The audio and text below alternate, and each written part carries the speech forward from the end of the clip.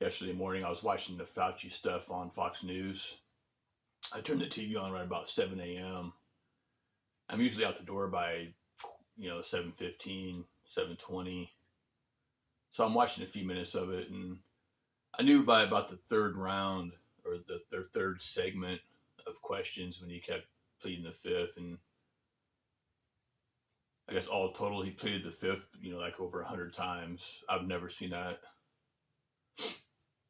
but I knew I knew early on that it wasn't going to go anywhere, and it kind of reminded me of the bald headed the guy with the shaved head. He was the former head of Department of Home Security. Forgot his name, but I remember they had him on trial several times, and he would just go up there and just I think they call it filibusters. He would just absolutely dance around the questions, never really give a straight answer. And they're not even doing filibuster anymore. They just plead the fifth now, and their team's nosediving. And I didn't watch the whole show. Like I said, I leave like quarter after 7, so hit the record button. I come back later on, and I watched some more of it later in the afternoon. And the whole thing's on YouTube now, so I think I just probably watched that again. But when I stepped out the door and I was on my way, I was kind of thinking about some other stuff, like because I kept talking 2020, 2020, 2020 the whole time during the um, the Fauci thing. I was thinking about some other stuff, like where's his team at? You know, he had a little team of scientists with him early on back in 2020. The lady that always wore the scarf. I think back then they called her Scarf Lady. She always had a scarf around her, you know, kind of wondering where she was at. And then they used to call it Twitter. It's at X now, but when it was Twitter, some guy named Dorsey owned it.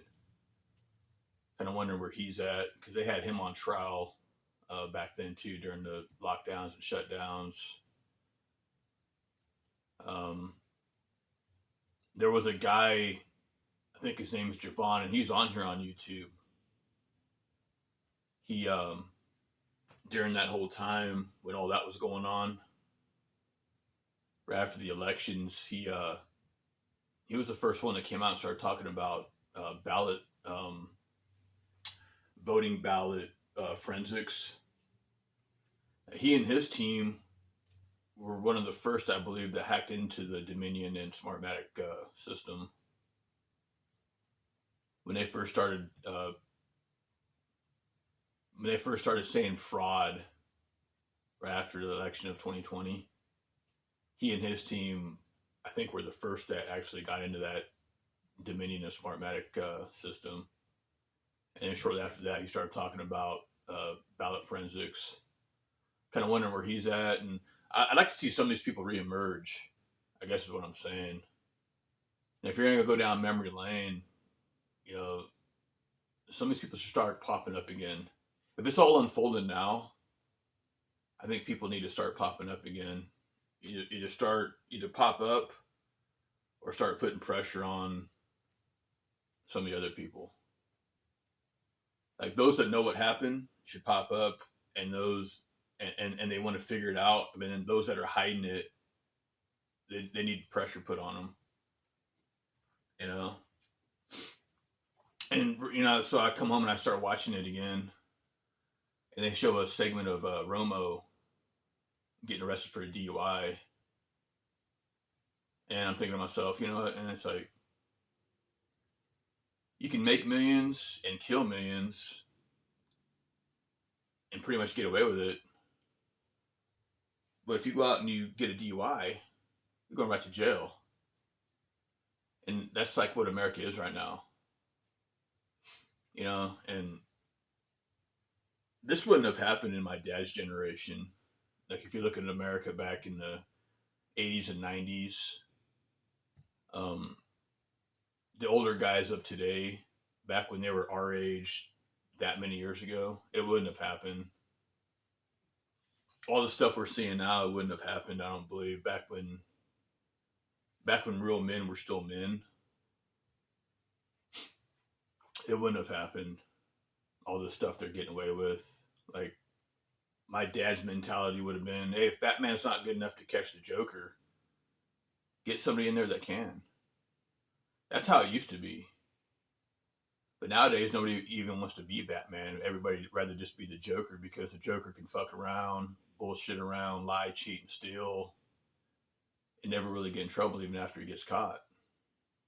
It's a fool to be Batman now when you can be the Joker and actually touch bread for doing it and not get in trouble.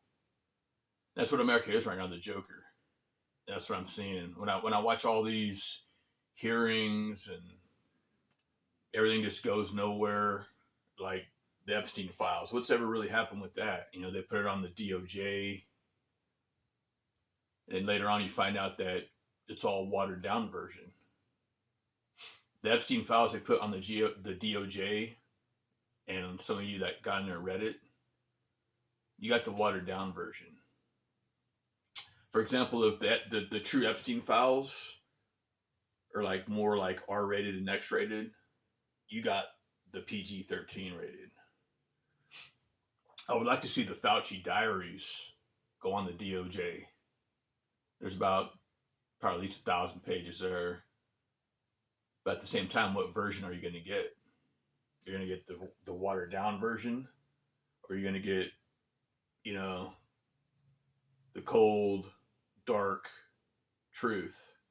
And that's another problem with America too, is people don't want the dark, cold truth.